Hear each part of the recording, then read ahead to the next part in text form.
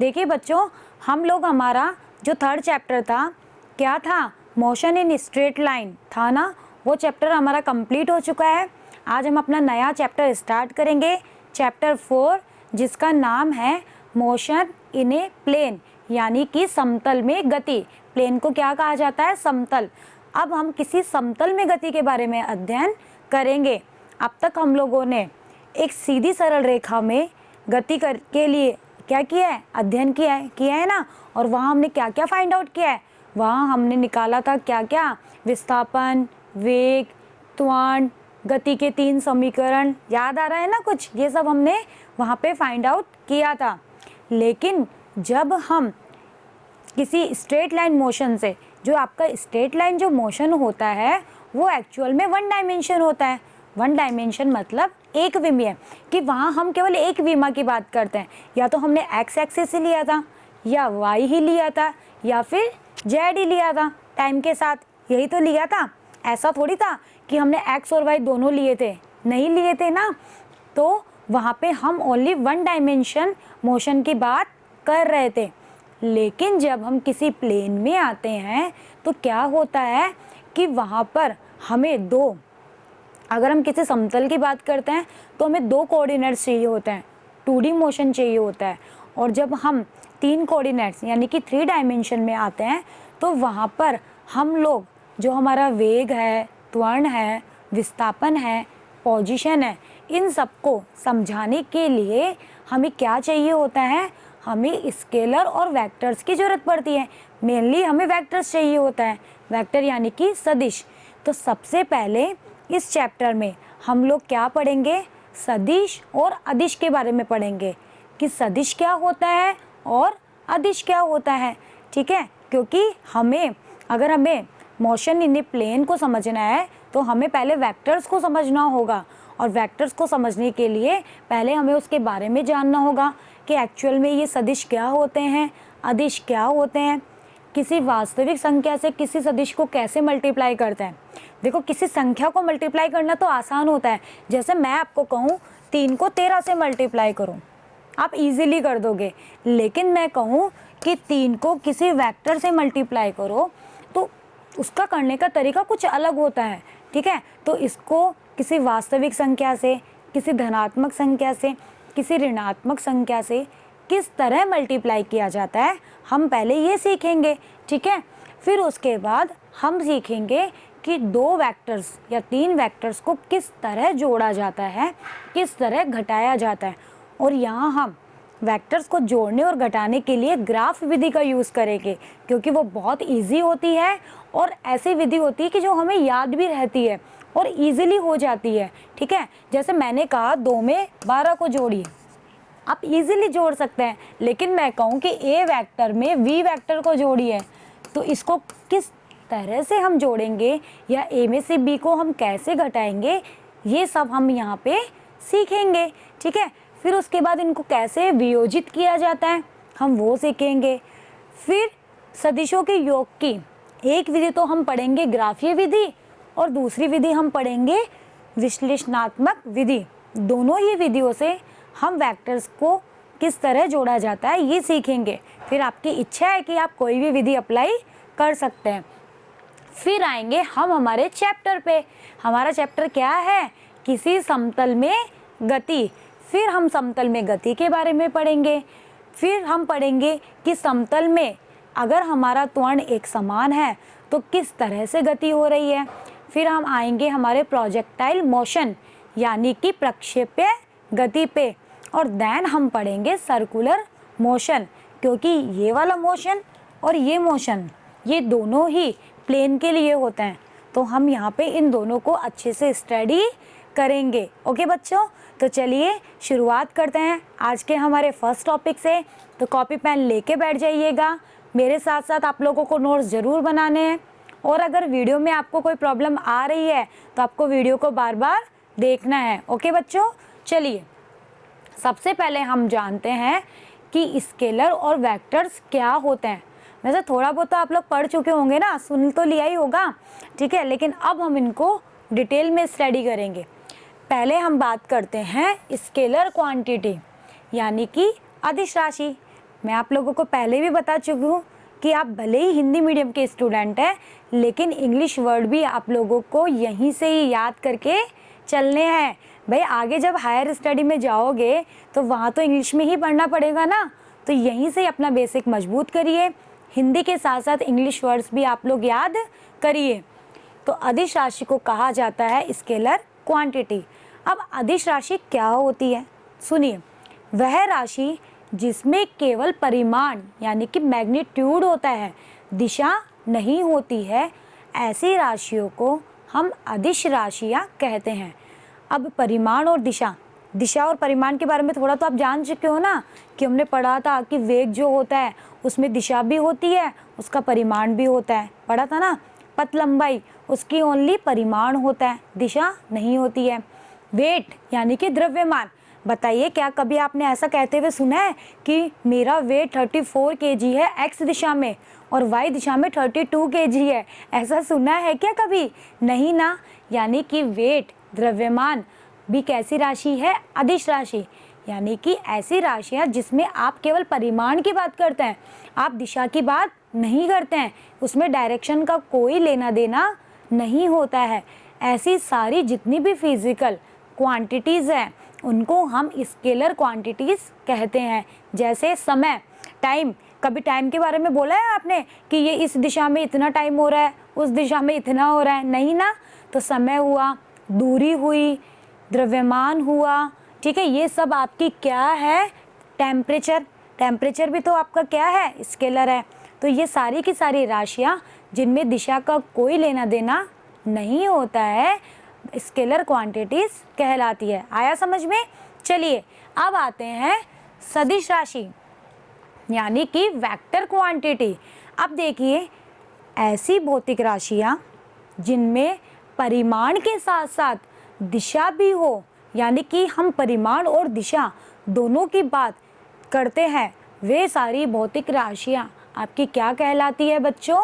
Vector quantity यानी कि सदिश राशियाँ। अब बताइए, अब तक आप लोगों ने बहुत सारी फिजिकल क्वांटिटी पढ़ी है ना, तो उनमें से बताइए कौन कौन सी ऐसी क्वांटिटीज़ हैं जिनमें आप डायरेक्शन भी यूज़ करते हो और उनका मैग्नीट्यूड भी लेके चलते हो। देखिए, ये जो परिमाण होता है इसको मैग्नीट्यूड कहते हैं। क्या कहते हैं? मैग्नीट्यूड। ओके। और जो दिशा होती है इसको हम कहते हैं डायरेक्शन। कभी कभी मैं इसको शॉर्ट में ऐसे भी लिखूंगी, ठीक है। तो इन दोनों का मतलब क्या होता है? डायरेक्शन। ओके बच्चों, तो बताइए कौन कौन सी ऐसी फिजिकल क्वांटिटीज़ हैं? जैसे वेलोसिटी, बताइए, आप कहते नहीं हो कि 3 मीटर पर सेकंड से ये एक्स दिशा में जा रहा है, 5 मीटर पर सेकंड से वाई दिशा में जा रहा है, कहते हो ना वेलोसिटी के बारे में। तो वेलोसिटी हुई, एक्सेलरेशन हुआ, ये सारी की सारी क्वांटिटीज़। डिस्प्लेसमेंट में भी हम, विस्थापन में भी हम दिशा की बात करते हैं। तो ये सारी की सारी क्वांटिटीज़ आपकी कैसी हैं बच्चों? ये सारी की सारी क्वांटिटीज़ वेक्टर क्वांटिटीज़ है। अब देखिए, आप कैसे पहचानोगे कि वेक्टर क्वांटिटी है या नहीं है? तो जितनी भी वेक्टर क्वांटिटीज़ होती है उनके ऊपर ये एरो लगाया जाता है। जैसे मैं कहूँ वेग, तो अगर वेग के ऊपर आपने एरो लगाया है, ठीक है, तो ये वेक्टर क्वांटिटी है। ओके, जिसके ऊपर भी आपको एरो लगा हुआ नज़र आ जाए, इट मीन्स वो आपकी वेक्टर क्वांटिटी है। और ये जो एरो होता है ये इसके डायरेक्शन को शो करता है।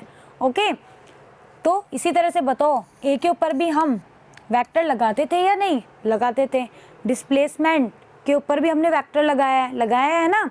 तो इस तरह से सारी जितनी भी वेक्टर क्वांटिटीज़ होती हैं उनको उनके ऊपर एरो लगा के शो किया जाता है। चलिए अब देखिए, ये एक वेक्टर क्वांटिटी है। मान लीजिए एक्स कुछ भी हो सकता है, वेग, त्वरण, विस्थापन, कुछ भी, एनीथिंग, ठीक है। अब ये जो एक्स है इसका जो मैग्नीट्यूड है, अभी भी मैंने बताया मैग्नीट्यूड मतलब परिमाण, परिणाम मत कर दीजिएगा, परिमाण होता है, फिजिक्स में परिमाण कहते हैं मैग्नीट्यूड। तो कैसे लिखते हैं? किसी भी वेक्टर क्वांटिटी का जो मैग्नीट्यूड होता है वो किस तरह से लिखा जाता है? इस तरह से। मतलब इसके आगे ये 2 लाइन खींच दीजिए, इन 2 लाइंस को कहा जाता है मोड। क्या कहते हैं हम? मोड। और उसके अंदर लिख दीजिए वो वेक्टर क्वांटिटी। जैसे मैं कहूँ कि एक्सेलरेशन का को मैग्नीट्यूड की फॉर्म में लिखिए, तो आप कैसे लिखेंगे? ये तो रहा हमारा एक्सेलरेशन और इसका मोड कर दिया, तो ये किसको शो करेगा? इस एक्सेलरेशन के मैग्नीट्यूड परिमाण को शो करेगा। ठीक है, तो ये सिंबल्स आपको ध्यान रखने हैं कि इस तरह से हम इन चीज़ों को लिखते हैं। चलिए अब देखिए, अभी अभी हमने बताया कि जो वेक्टर क्वांटिटीज़ होती है उनमें मैग्नीट्यूड के साथ डायरेक्शन भी होती है। तो मैग्नीट्यूड को तो मैंने ऐसे लिख दिया, ठीक है। अब डायरेक्शन को कैसे लिखेंगे वो देखिए। डायरेक्शन को लिखने के लिए जो भी आपके वेक्टर क्वांटिटी है, सिंपल वेक्टर क्वांटिटी उठाइए, उसके ऊपर कैप लगा दीजिए। ये सिंबल दिख रहा है ना आपको, ये इसको कहा जाता है कैप। तो इसको हम कैसे पढ़ेंगे? एक्स कैप, एक्स के ऊपर कैप लग रही है। जैसे मैं कहूँ वी कैप, तो इसको पढ़ोगे वी कैप, यानी कि ये वी की दिशा को बताएगा। तो दिशा को बताने के लिए हम इसके ऊपर क्या लगाते हैं? कैप लगा देते हैं। तो ये केवल एक्स की सदिश, केवल एक्स की दिशा को प्रदर्शित करता है। ठीक है, इसकी जगह दिशा कर लीजिए। तो अब देखिए यहाँ से आपको क्या क्या समझ में आया कि किसी भी वेक्टर को एरो लगा के लिखा जाता है। उसका मैग्नीट्यूड लिखना है तो मोड लगा दीजिए, उसकी दिशा बतानी है तो कैप लगा दीजिए। यहाँ तक समझ में आया? चलिए अब बढ़ते हैं आगे। यानी कि एक पूरी सदिश क्वांटिटी है, उसको उसके मैग्नीट्यूड और उसकी दिशा के रूप में किस तरह से लिख सकते हैं? ये तो हो गई वेक्टर क्वांटिटी, हो गई। ये हो गया इसका परिमाण और ये हो गई इसकी दिशा। तो x को कैसे लिख दिया? x वेक्टर इक्वल्स टू हो गया mode x into x cap, जहाँ ये दिशा है और ये परिमाण है। तो किसी भी सदिश को इस तरह से आप लिख सकते हैं। ओके, जैसे वेग को लिखना है तो आप वेग को कैसे लिखेंगे? इसका मैग्नीट्यूड और इसकी दिशा। चलिए अब बात करते हैं हम कुछ वेक्टर्स की, कि हम वेक्टर्स के बारे में जानते हैं। जैसे मैंने कहा कि कोई वेक्टर है ए, ये रहा। पहले आप एक चीज़ समझिए, मैं बार बार कह रही हूँ कि मैग्नीट्यूड, लेकिन ये मैग्नीट्यूड होता क्या है? ये मैग्नीट्यूड होता है कि आपका जो भी सदिश है उसकी लंबाई कितनी है। उस सदिश की जो लंबाई होती है वही उसका क्या कहलाता है बच्चों? मैग्नीट्यूड, परिमाण कहलाता है। यानी कि अगर आपको ये ए वेक्टर इतना दे रखा है तो इसकी जितनी भी लेंथ होगी यहाँ से लेके यहाँ तक, आप जितनी भी इसकी लेंथ मेज़र करोगे वही इसका क्या कहलाएगा? मैग्नीट्यूड कहलाएगा। ओके, और ये जिस दिशा में जा रहा है वही इसकी क्या होगी? दिशा होगी। एक्स में जा रहा है तो एक्स डायरेक्शन, वाई में जा रहा है तो वाई डायरेक्शन। ओके, तो समझ में आया मैग्नीट्यूड क्या होता है? तो आपको कोई इतनी लेंथ का ए वेक्टर दे रखा है, हमने इसको एरो लगा के शो कर दिया। अब मैं आपसे कहूँ कि मुझे 2a वेक्टर बताइए कितना होगा। मतलब आपको ए वेक्टर गिवन है कि ए वेक्टर आपका ये है इतना सा, और वो कह रहा है कि अब आप इस ए वेक्टर को 2a में बदलिए। तो देखो क्या होता है, हमने इसको 2 से गुणा कर दिया, करा ना। इट मीन्स 2 से गुणा करने का मतलब क्या है कि ये जो 2 है ये पॉजिटिव नंबर है, पहली चीज़ तो ये। तो जब आप किसी वेक्टर को पॉजिटिव संख्या से गुणा करते हो तो क्या होता है, उसकी दिशा जो होती है उसमें कोई चेंज नहीं होता है। जो दिशा ए की है वही वेक्टर 2a की होगी, लेकिन उसका जो परिमाण है वो इस a का 2 गुना हो जाएगा। यानी कि अगर ये इतनी लेंथ है तो इसका दुगना कर दीजिए, इसकी दिशा ये है तो इसकी भी दिशा यही होगी। सिर्फ और सिर्फ क्या फ़र्क पड़ेगा? मैग्नीट्यूड का, कि इसका जो मैग्नीट्यूड है वो इसका 2 गुना हो चुका है। तो बताइए 2a वेक्टर कैसे लिखोगे आप? इस तरह से लिख सकते हो ना। फिर अभी आगे हम और पढ़ेंगे, जब हम पढ़ेंगे ना कि वास्तविक संख्या से गुणा कैसे करते हैं, वहाँ भी हम यही चीज़ पढ़ेंगे। ओके बच्चों, चलिए अब मैंने कहा कोई a वेक्टर है, सॉरी -a वेक्टर है जो आपको इस तरह से है, -a है। a अगर ऐसे है तो नेगेटिव साइन आने का मतलब पता है क्या होता है? कि उसकी दिशा अपोजिट हो गई है। अगर a की दिशा x है तो -a की दिशा क्या होगी? -x होगी। ओके, तो अब ये क्या हो गया? दिशा इसकी कन्वर्ट हो गई, पहले ऐसे थी, -a ऐसे हो गया। अब मैं कहूँ कि मुझे -a/2 वेक्टर चाहिए, ये भी -a है, ये भी -a है, यानी कि दिशा नहीं बदलेगी, नहीं बदलेगी ना। लेकिन इसका मैग्नीट्यूड है इतना और इसका हो रहा है इसका आधा, तो इसका आधा कर दीजिए तो ये हो गया -a वेक्टर/2।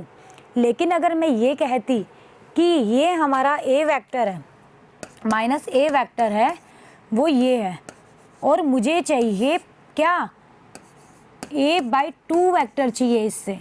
तो देखो क्या होता, ये माइनस ए वेक्टर है, ये पॉजिटिव में आ गया, तो यानी कि दिशा भी यहाँ पे बदलेगी, तो दिशा होगी ऐसे और इसका आधा मैग्नीट्यूड होगा। लेकिन यहाँ दोनों माइनस थे, इसलिए मैंने डायरेक्शन को चेंज नहीं किया है, यानी कि नेगेटिव साइन आने पर डायरेक्शन क्या हो जाती है, चेंज हो जाती है। ओके, अब देखिए ए वेक्टर है इतना और वो कह रहा है कि -2a बताइए। देखो डायरेक्शन चेंज हो गई, ये प्लस था ये माइनस, तो एरो घूम जाएगा, इधर आ जाएगा, और इसका दुगना परिमाण, तो ये हो गया इसका दुगना परिमाण, तो ये हो गया इतना। तो कुछ कुछ समझ में आ रहा है, देखो और अच्छे से आ जाएगा। जैसे जैसे हम वेक्टर्स के बारे में स्टडी करेंगे आपको अच्छे से चीज़ें क्लियर होती रहेगी।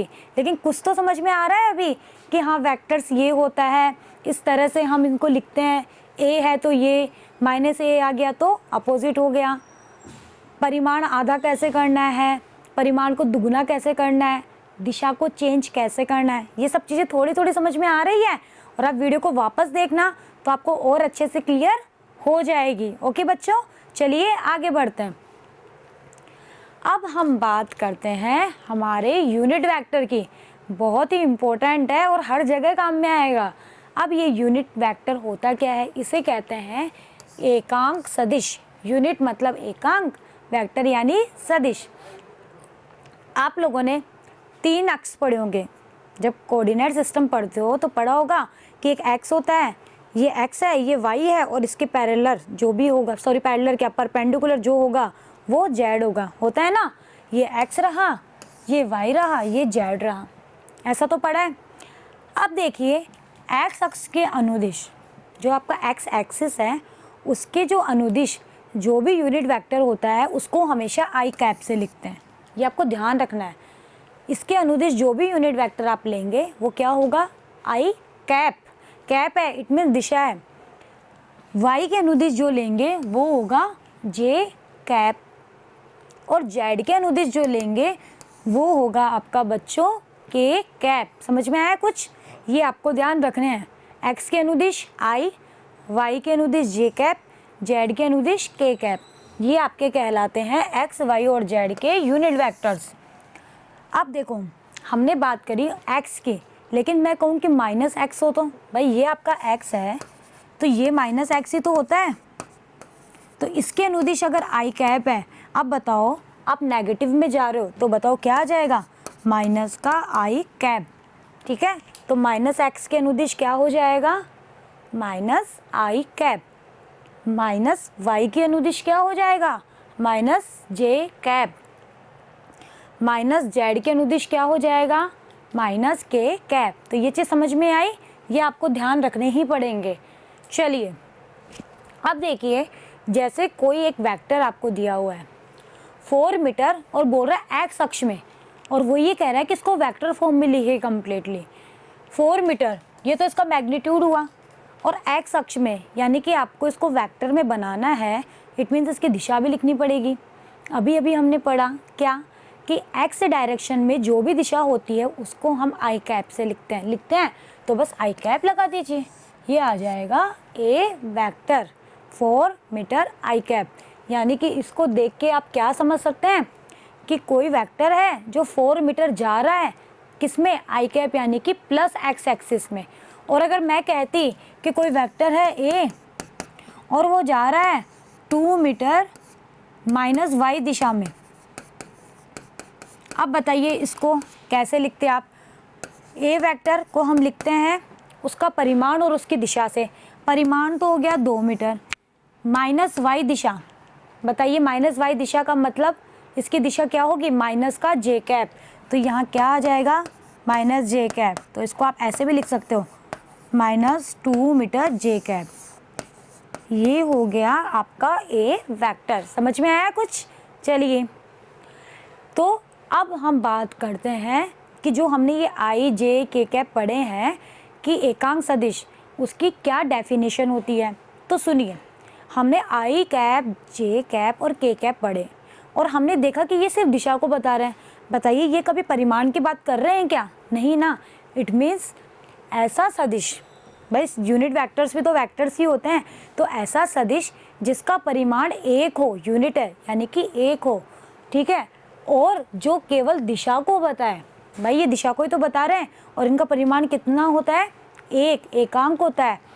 उनको हम एकांक सदिश कहते हैं। यानी कि जो हमारे यूनिट वेक्टर्स होते हैं इनका मैग्नीट्यूड 1 होता है और ये केवल दिशा को निर्धारित करते हैं।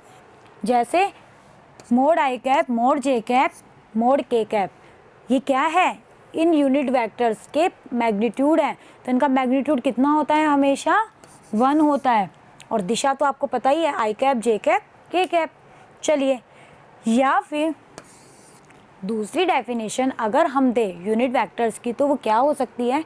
किसी सदिश और उसके परिमाण का अनुपात।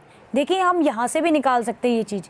हमने कहा हमने ए वेक्टर को लिख सकते हैं मोड ए वेक्टर और ए कैप। किसी भी वेक्टर को ऐसे तो लिखा जाता है, उसका परिमाण और उसकी दिशा। यहाँ से आपको क्या चाहिए? ये यूनिट वेक्टर ही तो है। जिस भी वेक्टर के ऊपर आपको कैप नज़र आ जाए तो समझ लेना वो यूनिट वेक्टर है, यानी कि उसका मैग्नीट्यूड कितना है? 1।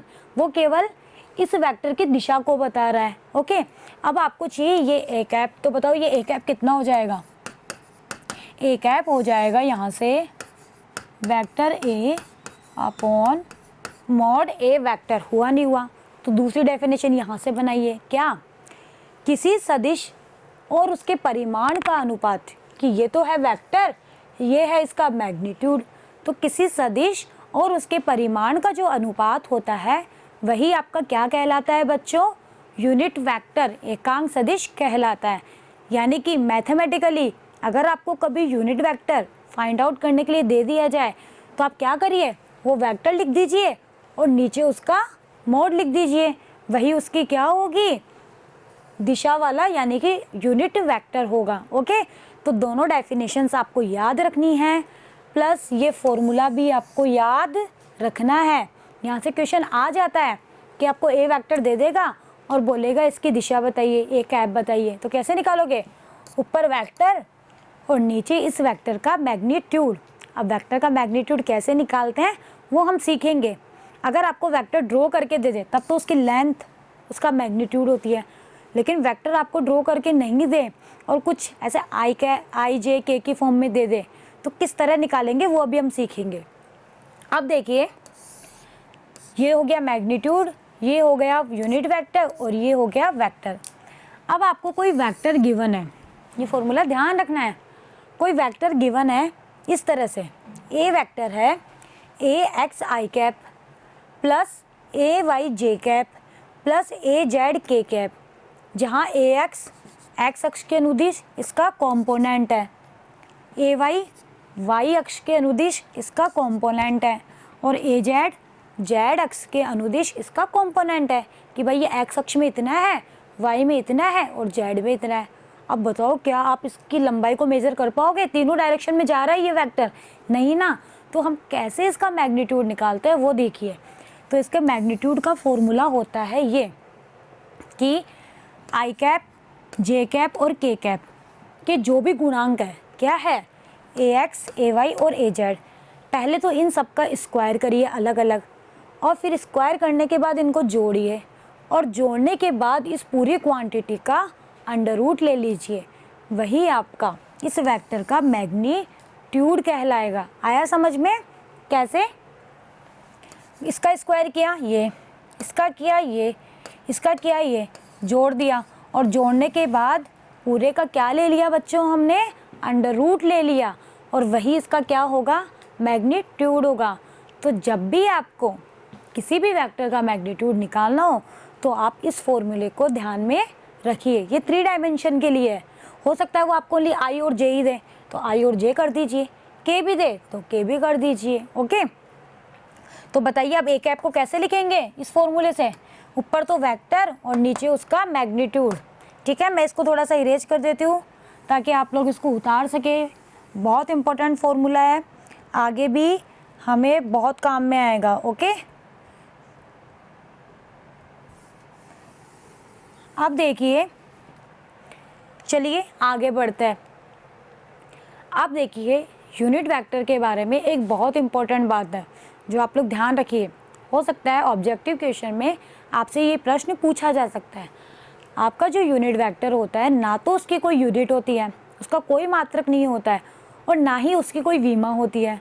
अब यूनिट और विमा हम लोग डिटेल में पढ़ चुके हैं। तो यूनिट जो वेक्टर होता है वो यूनिट लेस होता है और डायमेंशन लेस भी होता है, ध्यान रखिएगा। चलिए अब बात करते हैं पोजीशन वेक्टर की कि पोजीशन वेक्टर होता क्या है।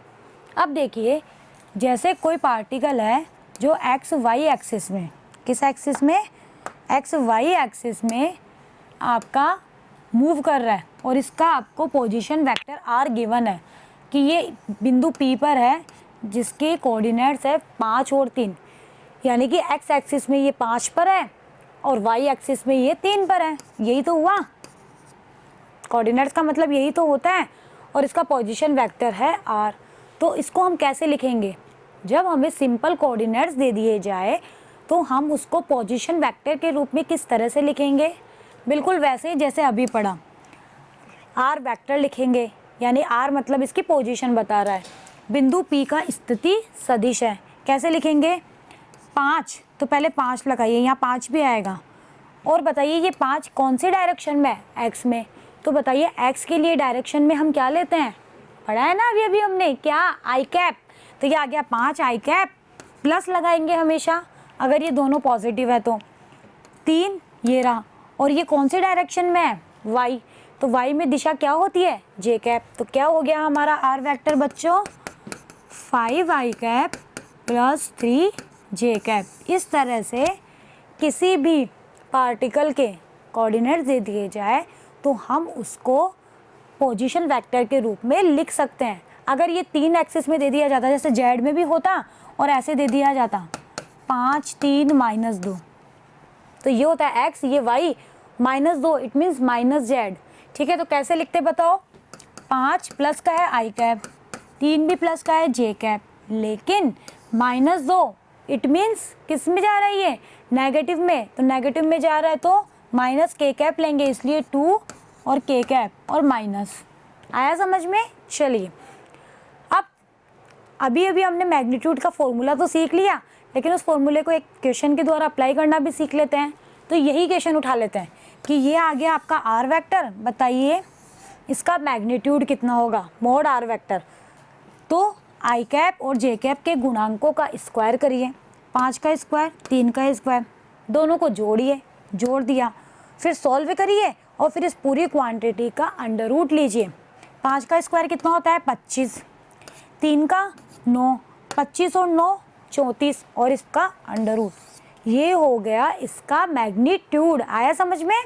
चलिए तो वेक्टर आर जो है बताइए वो कितना आ गया? ये आ गया वेक्टर आर कैप, ना कि वेक्टर आर। ऊपर उसका वेक्टर, नीचे उसका मैग्नीट्यूड, तो ये आ गया r cap. 5 i cap plus 3 j cap upon under root 14। तो आप लोगों को मैग्नीट्यूड निकालना आ गया? कर लोगे अब आप लोग? तो आप लोग अपना होमवर्क लिख लीजिए, करिएगा इसको घर पे। आपको कोई कोऑर्डिनेट दे रखे हैं किसी बिंदु P के, वो दे रखे हैं -2 और 4। ओके, आपको पहले तो इसका पोजीशन वेक्टर फाइंड आउट करना है। पोजीशन वेक्टर फाइंड आउट करने के बाद इसका मैग्नीट्यूड फाइंड आउट करना है और देन इसकी डायरेक्शन फाइंड आउट करनी है। बिल्कुल इसी तरह से होगा, सिर्फ कोऑर्डिनेट्स बदले हैं। तो ये आपका होमवर्क है, आप लोग करिएगा। ओके, चलिए अब हम बढ़ते हैं आगे। अब देखिए हम इसकी जर्नलाइज फॉर्म की बात करते हैं, यानी कि आपको कोई कोऑर्डिनेट सिस्टम दिया हुआ है एक्स और वाई का, जिसमें कोई पार्टिकल है पी, जिसके कोऑर्डिनेट्स क्या है बच्चों? एक्स वाई गिवन है। ओके, और आपसे बोला जा रहा है कि इसका पोजीशन वेक्टर लिखिए और इसकी दिशा बताइए। अब देखिए हम पहले दिशा कैसे देखते हैं। जब भी आपको कोई पार्टिकल है उसके कोऑर्डिनेट्स दे दिए जाए और आपको उसकी दिशा, भाई दिशा के लिए हम एरो लगाते हैं ना, तो वो कैसे लगाएंगे? ओरिजिन से उस बिंदु को देखिए। कहाँ से देखिए? आप ओरिजिन पे खड़े हो जाइए और वहां से उस बिंदु को देखिए, जिस दिशा में वो आपको दिखाई दे उसी दिशा में आपको एरो लगाना है। तो आप अगर यहाँ खड़े होके पी को देखेंगे तो ये लाइन आपकी क्या होगी बच्चों, ये लाइन आपके पोजीशन वेक्टर की लाइन होगी। ओके, चलिए अब बढ़ते हैं आगे। तो ओपी वेक्टर कितना हो गया, आर वेक्टर, ये है इसका पोजीशन वेक्टर। अब इसको हम कैसे लिखेंगे, आर को हमें लिखना है तो हम लिखेंगे एक्स आई कैप प्लस वाई जे कैप। बताए ना, एक्स डायरेक्शन में जितना वो चल रहा है उतना, और डायरेक्शन के लिए आई कैप प्लस लगाना है, और वाई और जे कैप। मोड कैसे लिखते हैं ये भी हम सीख चुके हैं, कैसे लिखते हैं, under root of x square plus y square. R cap कैसे लिखता है, vector r upon mod r, ये हो गया हमारा आर कैप। अब आप लोगों को आ गया ना समझ में, और जो होमवर्क दिया गया है आपको उसको करना है। अब देखिए, परिमाण के बारे में हम बात कर चुके हैं कि परिमाण क्या होता है, सदिश की लंबाई को बताता है ना। चलिए, दिशा क्या होती है, सदिश की दिशा वह होगी जिसके अनुदिश P स्थित होगा। लेकिन कहाँ से देखने पे, ओरिजिन से देखने पे आपको बिंदु P जिस दिशा में दिखाई दे वही डायरेक्शन आपकी क्या होगी, दिशा होगी। अब देखो, ये तो था 2 कोऑर्डिनेट्स के लिए। अब मैंने बताया ना कि जो जो चीज़ हम यहाँ पढ़ेंगे हम उसको 3D के लिए यानी कि 3 निर्देशांकों के लिए भी जर्नलाइज कर सकते हैं।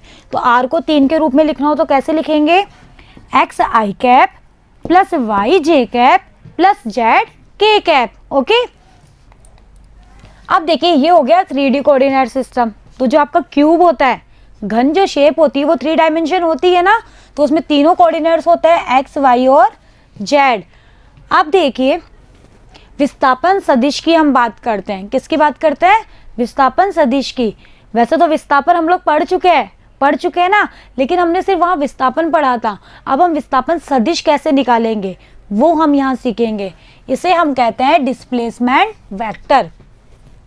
आपको कोई आर वेक्टर दिया हुआ है जो ओरिजिन से बिंदु P पर है, और ये P से चलता हुआ P डैश पे पहुंच गया। कहाँ पहुंच गया, P डैश पे, और बिंदु O से इसकी P डैश से जो भी पोजीशन है उसको मैंने R डैश कह दिया, वेक्टर R डैश। ओके, ये चीज़ समझ में आई। ये तो है OP वेक्टर, ये है OP डैश वेक्टर। तो बताइए इसका विस्थापन क्या होगा, इसका विस्थापन यही तो होगा। भाई हम विस्थापन कैसे देखते हैं, पढ़ा है ना हमने लास्ट चैप्टर में। वस्तु की प्रारंभिक स्थिति और अंतिम स्थिति के बीच की जो लघुत्तम दूरी होती है वही तो हमारा विस्थापन होती है। तो हमें प्रारंभिक ये रहा, अंतिम ये रहा, तो ये हो गया विस्थापन सदिश PP डैश। सदिश PP डैश विस्थापन सदिश कहलाता है। विस्थापन सदिश जो होता है उसको एक स्ट्रेट लाइन से प्रदर्शित करते हैं। यह वस्तु की अंतिम स्थिति को उसकी प्रारंभिक स्थिति से जोड़ता है। भाई ये प्रारंभिक है, ये अंतिम है, तो इनको जोड़ दिया। और किस दिशा में चल रहा है, P से P डैश, तो ये हो गई इसकी डायरेक्शन। आ रहा है ना समझ में।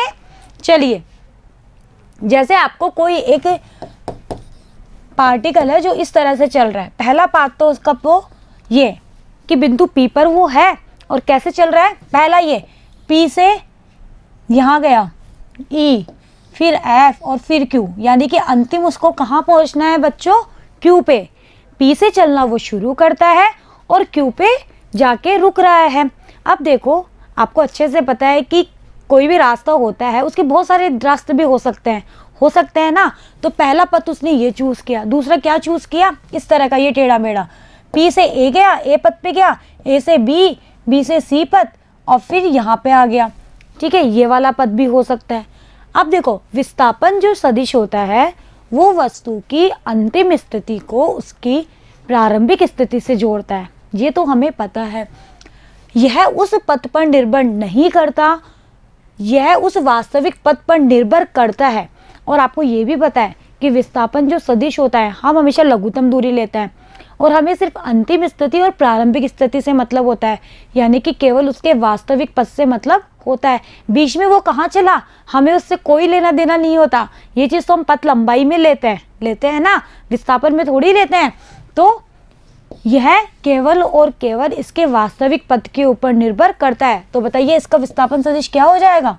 P Q vector. किन्हीं दो बिंदुओं के मध्य विस्थापन सदिश का परिमाण या तो गतिमान वस्तु की पथ लंबाई के बराबर होगा या फिर उससे कम होता है। और बताओ ये चीज भी हमने पढ़ी थी, नहीं पढ़ी थी? ये चीज याद आ रही है? पढ़ा था हमने थर्ड चैप्टर में कि दूरी जो होती है यानी कि जो पथ लंबाई होती है या तो वो विस्थापन सदिश के बराबर होती है या उससे सदैव बड़ी होती है, और दूरी हमेशा ग्रेटर देन 0 होती है। ये भी पढ़ा था। तो बस इसको सदिश की फॉर्म में लिख दिया, कोई फर्क थोड़ी पड़ गया। ठीक है, तो बच्चों इसी के साथ ही हमारा ये वाला पार्ट खत्म होता है। आज हम लोगों ने सदिश और अदिश के बारे में थोड़ी सी जानकारी ली है, अभी तो हम और डिटेल में पढ़ेंगे इसको। ठीक है, तब तक आप लोग जो भी अभी पढ़ाया गया है उसको अच्छे से पढ़िए, उसको समझिए।